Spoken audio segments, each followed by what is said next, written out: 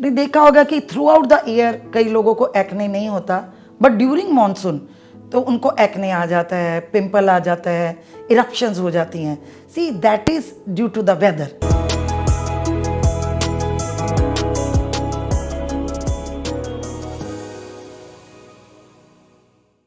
Hello everybody, I'm Indra Aluwalia from Grace Salon.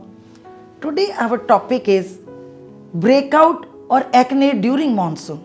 क्योंकि जो ये मानसून का वेदर होता है इसमें क्या होता है, स्वेटिंग बहुत होती है, स्वेटिंग के साथ साथ हीटिंग भी होती है, समर सीजन है, ये दोनों मिलकर आपकी स्किन को बड़ा स्टिकी कर देते हैं। तो उसमें क्या होता है कि आपकी डस्ट जितने भी बैक्टीरियाज हैं तो वो आपकी स्किन के साथ उसको डैमेज करते हैं एंड वो कुछ इरप्शंस कर देते हैं, तो हम उसको लोग एक्ने कहते हैं।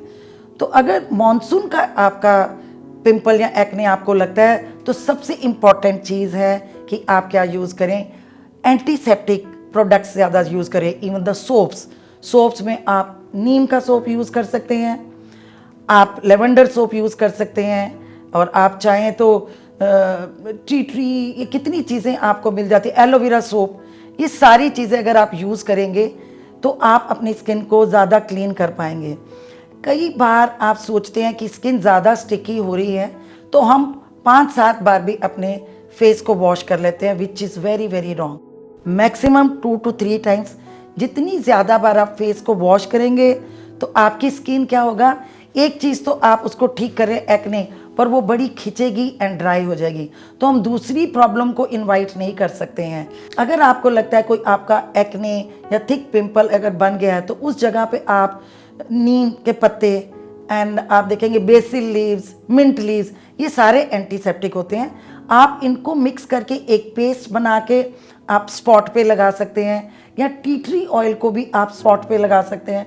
अगर तो आपका वो एक्ने ठीक हो जाता है, पिंपल ठीक हो जाता है 2-3 दिन में, तो ठीक है। अगर आप सारे प्रोडक्ट राइट यूज़ कर रहे हैं और आपका ठीक हो जाना चाहिए if is due to the monsoon. अगर आपका फिर भी ठीक नहीं हो रहा तो it's always better to go to the professionals. आप किसी सैलून में जाएं और किसी ब्यूटी एक्सपर्ट से आप उसकी राय लें, काउंसलिंग करें। तो it can be due to the hormones also. कई बार ऐसा होता है कि बैक्टीरिया ज़्यादा आ जाते हैं, एक्ने ज़्यादा हो जाता है और आप उनको घर पे कंट्रोल नहीं कर पाते हैं, तो आपको सैलून में जाके स्किन एस्थेटिशियन से कंसल्ट करना चाहिए। आज इतने इतने अच्छे ब्रांड है, like if you talk about O3+, उनकी एक किटी बनी हुई है जिसका नाम ही ब्रेकआउट है।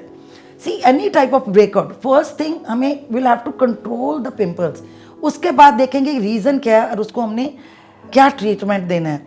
अगर हार्मोनल होएगा तो डिफरेंट ट्रीटमेंट होएगा, अगर थ्रू डाइट होएगा तो डिफरेंट ट्रीटमेंट होएगा, मॉनसून के लिए होएगा तो डिफरेंट ट्रीटमेंट होएगा।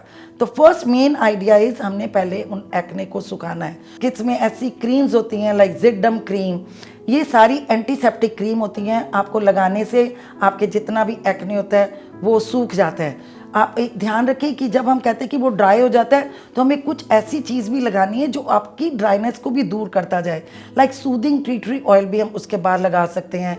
एंड मास्क आते हैं, सल्फर मास्क आते हैं किड्स में। सल्फर मास्क क्या करता है कि आपकी स्किन को प्योरीफाई करता है, एंटीसेप्टिक होता है and it has a healing property.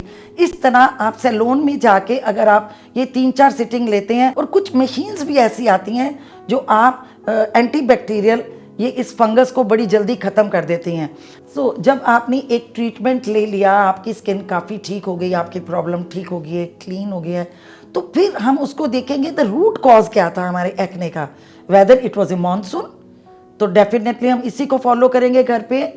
और अगर ये डाइट था तो हम अपनी डाइट को कंट्रोल करेंगे, और may be if it's hormonal then of course the treatment will last for minimum 3 months, और उसके बाद आपको लॉन्ग रन तक उसको लुक आफ्टर करना पड़ता है, because your hormone problem is there. इस तरीके से आप अपने एक्ने को घर पे अगर नहीं होता तो किसी सैलून में जाके बिल्कुल अच्छे तरह से ट्रीटमेंट ले सकते हैं। Thank you.